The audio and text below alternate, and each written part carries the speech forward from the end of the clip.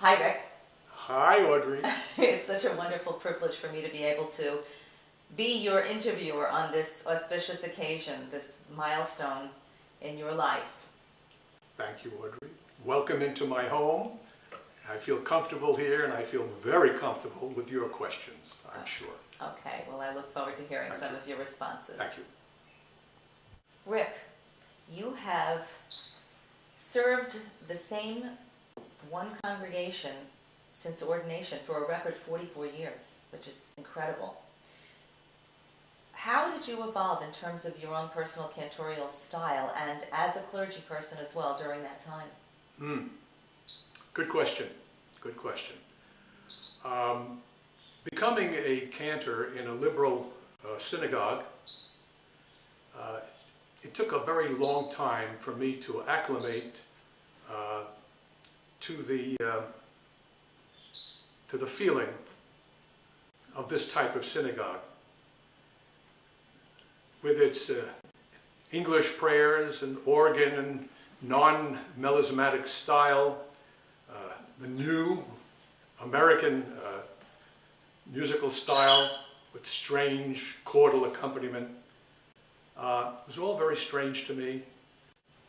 And it was my goal to synthesize the repertoire of the Eastern European Jewry together with what I call Jewish art music.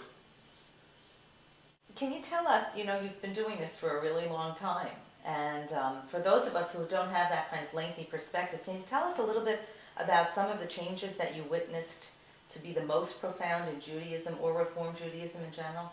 Well, when I came to Temple Judea in the 17th century, you're not laughing. Yeah, okay.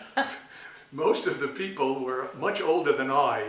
I was 24 years old around, and they were much older than I. They seemed ancient, and they had a foot in the tradition of the past. So they had a memory of that.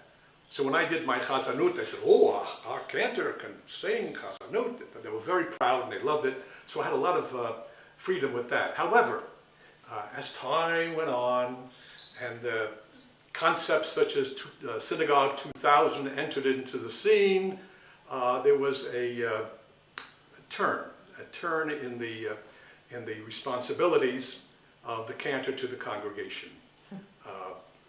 It became a conflict for many of us, and frankly, it was a great effort to try to avoid traditional chazanut and melisma in favor of the singable tunes of the congregation, and thus trying to enter into a new contemporary style. It became clear that the cantor had to adjust his or her repertoire to meet those needs, and the successful cantor had to cleverly meld both musical idioms. I believe during my final years, I was able to achieve that happy medium, even without, what.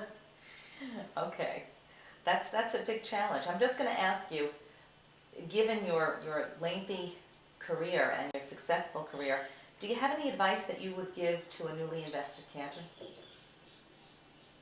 Well, I'm glad I'm not on a pulpit anymore. But from my perspective, I think there are certain basic tenets which should be followed, whether it was in my generation or this generation.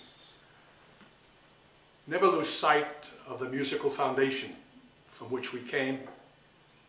For when all is said and done, what will separate us from the soloists is our chazanic expertise, our Hebraic academic background, and the respect for rabbi and cantor and congregation, and their respect for you, for our learning, and very important, for our menschlichkeit and flexibility. Yeah, that's That's very critical. And as emeritus within my congregation, I enjoy full respect and honor. And by the time you see this bit of film, I will have been honored on June 12th for my 50th year at Temple Judea with a special concert.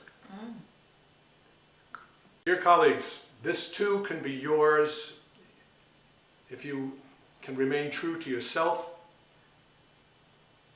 and to the needs of your congregation,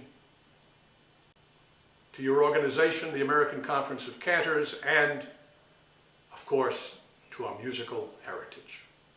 Well, Rick, I want to wish you, on behalf of the whole ACC, Mazel Tov on your most recent achievement and on all of your achievements over your entire career. We are so, so proud and happy to be celebrating with you. Mazel Tov. Thank you. It's an honor to have been interviewed by you and also to be your close friend. Yes, my honor as well. Thank you, Brett.